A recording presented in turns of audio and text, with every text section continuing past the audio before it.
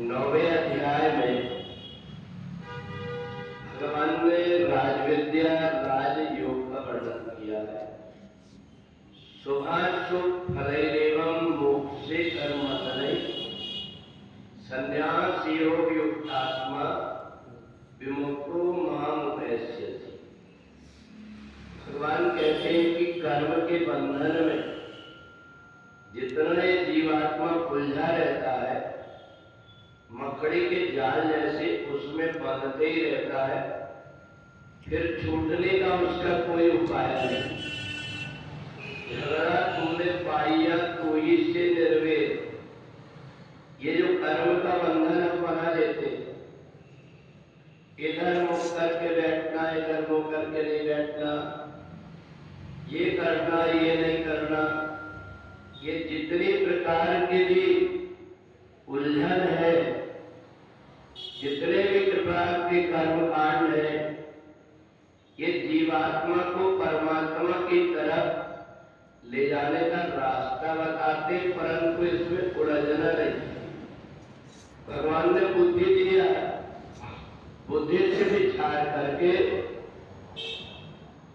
कि शरीर की जितनी इंद्रियां हैं, इन इंद्रियों के देवता अलग अलग ढंग से विषयों की तरफ इंद्रियों को ले जाते हैं। इंद्रिय द्वार झरोखा नाना, जहां तहां सुर बैठे कर थाना, आवत देखे विषय व्यारी, झन उठ दे कपाट हुआरी। तो ये देवताओं को केवल भोग की इच्छा रहती है, इसलिए जितनी भी इंद्रियां, इन इंद्रियों को संयमित करके परमात्मा में लगा करके और कर्मण्य वाली कारस्ते फिर हम कर्म करने लगे, उससे जो कुछ भी हमको फल मिलेगा, एक तो हमारा प्रारब्ध से संबंधित और दूसरा होगा हमारे पुरुषार्थ से संबंधित। हमसे जितना बनता है उतना हम पुरुषार्थ करें। यदि हम पुरुषार्थ नहीं करेंगे तो हमारे भाग्य में फल मिलने वाला भी होगा तो फिर नहीं मिलेगा। क्योंकि यदि हमने चलने में दूध दोहना शुरू कर दिया और कहा कि हमारे भाग्य में दूध है ही नहीं, हमने दुहा तो, परंतु भगवान ने विवेक भी दिया कि चलने में छेद होता, उसमें दूध नहीं टिक पाता। तो इसलिए संन्यास योग युक्तात्मा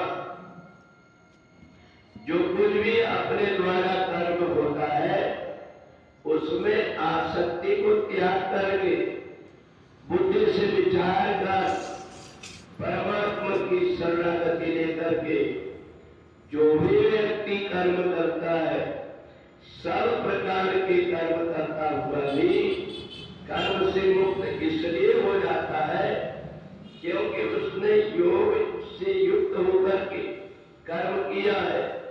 और योग से युक्त हुआ कर्म का मतलब होता है कि मैंने जो कुछ भी कर्म किया हूं, कृष्ण अर्पणमस्तु, मेरे पास को कुछ नहीं बचा, मेरे को परमात्मा ने जो मेरे द्वारा कराया उस कर्म को करके मैंने और परमात्मा को समर्पित कर दिया।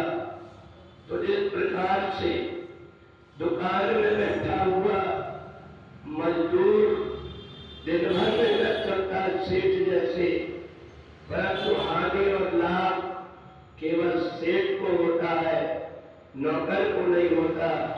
इसलिए जो व्यक्ति ठीक तरीके से कर्म में परिपक्व होकर के योग से युक्त होकर के कर्म करता है, वो कर्म के बंधन से छूट जाता है। और इसलिए भगवान ने राजयोग बताया, एक गोपनीय बात बताया कि सन्यासी में संसारी व्यक्ति जैसे सभी प्रकार के कर्म को करता हुआ दिखता है, पर वो उसमें आसक्त नहीं है। इसलिए संन्यास योग युक्तात्मा जैसे एक सन्यासी कर्म करता है, ऐसे ही कर्म करने की यदि आदत बन गई तो जीवात्मा कर्म के बंधन से मुक्त हो जाता है। बोलिए